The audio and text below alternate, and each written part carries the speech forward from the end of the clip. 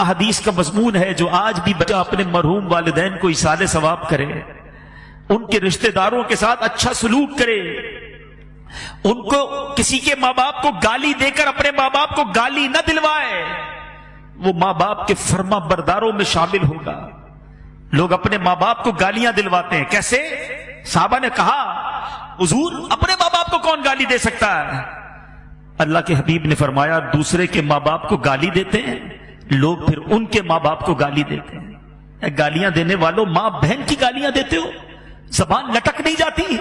اس لیے دی اللہ نے زبان، اور پھر سامنے سے کیا ہوتا ہے؟ تمہاری ماں تمہاری بہنوں تمہارے والد کو گالیاں پڑتی ہیں، اچھا لگتا ہے؟ ارے ایسے کام کرو کہ لوگ کہیں ایسی اولاد ہے تو ماں باپ کیسے ہوں گے؟ اتنا پیارا بیٹا، ایسی پیاری اولاد، ان کے ماں باپ کو اللہ جنت نصیب کرے۔ ایسے کام کرو نا کہ ماں باپ کو قبر میں بھی رحمتیں اور دعائیں ملیں۔ اگر آج کوئی چاہتا ہے کہ اپنے ماں باپ کی روح کو خوش کر لے، خوب ایصال ثواب کرے، نفل نماز پڑھے تو ماں باپ کے نام پر ثواب بھیج دے، ذکر و اذکار کرے۔ ماں باپ کی بارگاہ میں نامہ اعمال پیش ہوتے ہیں، یاد رکھنا، گناہ نہ کیا کرو۔ ہمارے گناہ جب ماں باپ کے پاس جاتے ہیں تو ماں باپ غمگین ہو جاتے ہیں۔ خوش نصیب ہے وہ ماں باپ جن کی اولاد نمازی ہے، عبادت گزار ہے، دین کا کام کرنے والے، صدقہ خیرات کرنے والے ہیں۔ جب ان کے پاس بچوں کے اعمال جاتے ہیں تو قبر میں خوش ہو جاتے ہیں۔ ابھی بھی دکھ پہنچاتے ہیں ماں باپ کو۔ سوچے وہ بچے جو آج فلمیں، ڈرامے، گانے باجے، شراب، جوا، حرام، بدکاریاں، بے حیائیاں، نامحرم لڑکوں کی دوستیاں، یہ ساری چیزیں ماں باپ کو جب قبر میں پہنچیں گی، زندگی میں بھی خدمت نہ کی اور مرنے کے بعد قبر میں بھی دکھی کیا۔ ارے انہیں راضی کرنا ہے تو ایسا کرو کہ روز ثواب پہنچے۔ میں مشورہ دیتا ہوں اللہ کی رحمت سے، جو بھی کہہ رہا ہوں یہ تحدیث نعمت اور جو بھی ہے یہ اپنی والدین ہی کی تربیت اور امیر اہل سنت کی تربیت کا صدقہ ہے۔ ہمارے پاس تو جو بھی ہے والدین کا ہے نا، یہ بھی ایک بات یاد رکھنا، جن کے ماں باپ حیات ہیں اور چلے جائیں، دونوں صورتوں میں ایک بات یاد رکھنا کہ آپ کے پاس اور میرے پاس جو کچھ ہے، پیسہ ہے، عزت ہے، شہرت ہے، مقام ہے، واٹ ایور، یہ سب کچھ ماں باپ کا ہے۔ کبھی ماں باپ کو یہ نہیں کہنا یہ میرا ہے آپ کا ہے، میں نے کمائے ہیں، یہ میں نے گھر بنایا ہے، ابو آپ نے کیا دیا تھا، آپ تو غریب تھے، نوکری کرتے تھے، کاروبار میں نے کیا۔ اللہ اکبر، اگر یہی بچپن میں والد ہمیں ننگا روڈ پہ چھوڑ کے کہتا کپڑے خود لے کر آؤ، کدھر سے پہنتے لباس؟ ہم بغیر کپڑوں کے پیدا ہوئے، ماں باپ نے کپڑے پہنائے، ہمیں کھانا چاہیے تھا، نوالے کھلائے، چلنا نہیں آتا تھا، انگلی پکڑ کر چلایا، ارے استنجا نہیں کر سکتے تھے، ہمارے استنجا صاف کیے، ہم رات بھر روت کر ان کو جگاتے رہے، وہ جھولا دیتے رہے۔ سوچو نا، اچھا کہتے گھر دلا تو دیا، ملازم تو دے دیے، مہینے کے پیسے بھی تو بھجوا دیتا ہوں، اب اور کیا چاہیے؟ ارے ماں باپ کو یہ نہیں چاہیے، ماں باپ کو آپ چاہیے، ماں باپ کو بیٹا چاہیے، ماں باپ کو بیٹی چاہیے، اس کے دو میٹھے بول چاہیے، اس کا پیار چاہیے، اس کی محبت چاہیے۔ وہ پیسے کے لیے جیے کب تھے؟ اور اب اگر وہ چلے گئے نا تو یہ مت سمجھنا یہ پیسہ میرا ہے، خدا کی قسم، خدا کی قسم تمہارے پیسے کا نصیب ہے۔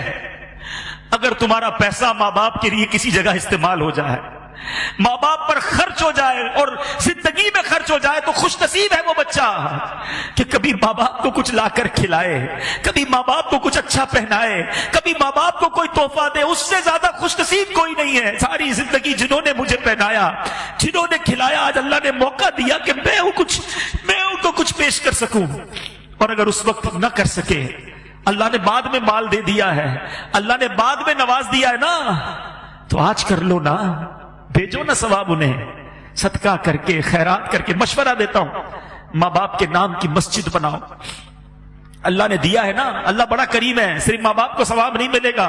اللہ کے حبیب فرماتے ہیں جو اللہ کے لیے مسجد بناتا ہے اللہ اس کے لیے جنت میں گھر بناتا ہے۔ ماں باپ کو بھی ثواب ملے گا، تمہیں بھی جنت میں گھر مل جائے گا۔ اور ہم نکمے روز ثواب نہیں پہنچائیں گے، مسجد والے روز ثواب پہنچائیں گے۔ مجھے جب بھی فیضان جیلان دیکھتا ہوں، اس مسجد میں جب بھی آتا ہوں، مجھے سکون ہوتا ہے کہ انشاءاللہ یہاں ہونے والی ہر نماز میں میرے والد کو ثواب ملتا ہو، یہاں ہونے والے ہر اجتماع میں میرے والد کو، مجھے بڑی امید ہے، مجھے یاد ہے وہ سارے دن کہ اس مسجد میں کتنے نمازی تھے اور کس طرح ابو آتے تھے، کس طرح ہماری ہمتیں بڑھاتے تھے۔ مجھے ایک صاحب ملے، مرنے کے بعد بہت ساری باتیں پتہ چلتی، اسلم ڈیڈی ماشاءاللہ اس مسجد میں، وہ بھی ہمارے بہت اچھے ساتھیوں میں سے تھے، آج کل فیصلہ آباد میں ہیں۔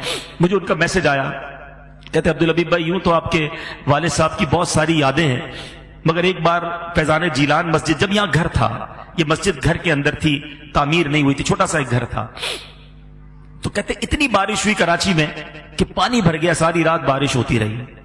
کہتے میں بڑی کوشش کر کے پانی میں سمجھ لیں گاڑی بھی میری ڈوبنے لگی، بڑی مشکل سے، گھر تھوڑا دور تھا ان کا، میں فجر کی نماز کے لیے یہاں پہنچا، میں تھا، میرا ایک بیٹا ساتھ تھا یا 2 بچے ساتھ تھے. کہتے مسجد میں آیا، کوئی نہیں تھا سوائے آپ کے والد صاحب کے. یہ اب بتایا انہوں نے والد صاحب کے انتقال کے، بولا اکیلے آپ کے والد صاحب بیٹھے تھے اور انتظار کر رہے تھے کوئی نمازی آ جائے تو ہم جماعت سے فجر ادا کر لیں. تو اللہ تعالیٰ ان کو جنت الفردوس میں اعلیٰ مقام عطا. ابو کی تو اب یادیں ہی رہ گئی، مگر اب میں یہ چاہتا ہوں، ہماری تو وہ دولت چلی گئی. جس کے پاس ہے قدر کر لو، دعائیں لے لو. صلو علی الحبیب صلی اللہ تعالی علی محمد. مجھے اپنی اور ساری دنیا کے لوگوں کی اصلاح کی کوشش کرنی ہے.